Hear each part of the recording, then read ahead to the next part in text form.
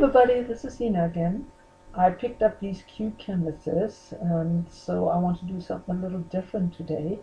I'm planning to paint them and also put a little twist on it to make it a little more interesting.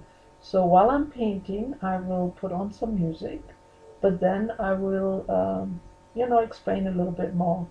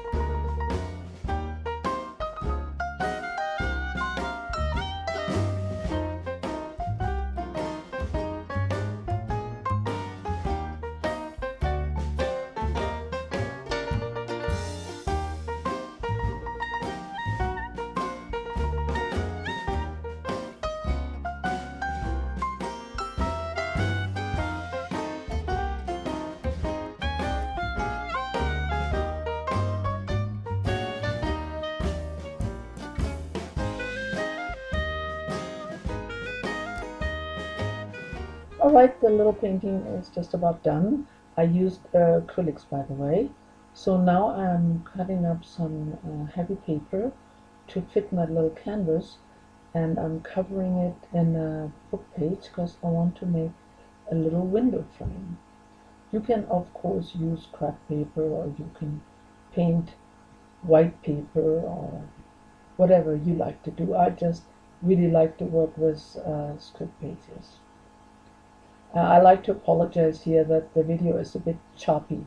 This project was really not all the way thought through, but it kind of evolved as I was working on it. So there were a few mistakes I had to kind of cut out and shorten it a little bit. But anyway, I hope you will still enjoy the process.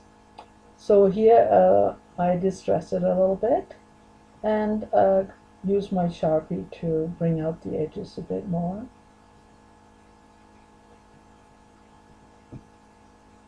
And a little more distress ink, sticking kind of with the browns and the greens in this case. It fits.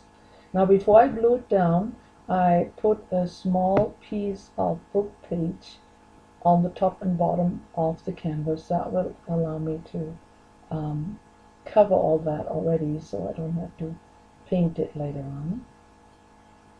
Oops, sorry, I'm a little bit off screen here.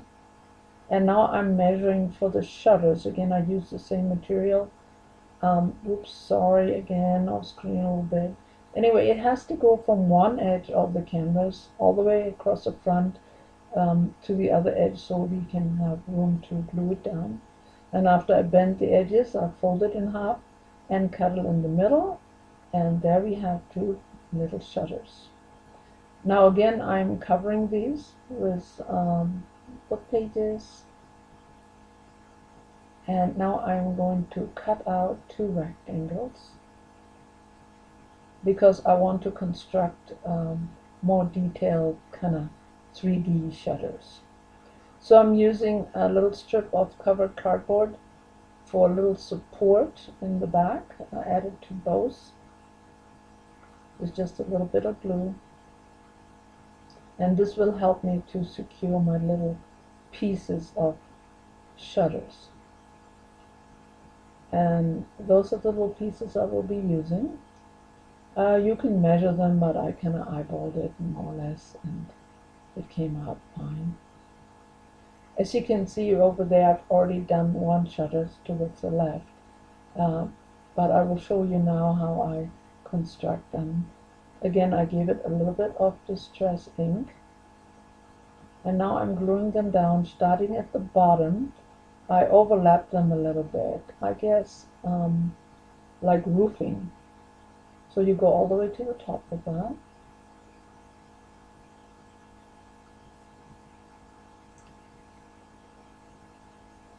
Oops, that was a little too big, so I adjusted it. Alright, and now I'm at another support in the front, and it gives it kind of the illusion of a shutter. They come usually with this little beam in the front to move the shutters up and down. So again, a little bit of distress ink, give it a little more color. And then my Sharpie brings out nicely the individual pieces and gives it a bit more interest. There we go. Now all what's left is attach it to the little canvas. There we go. Middle adjustment.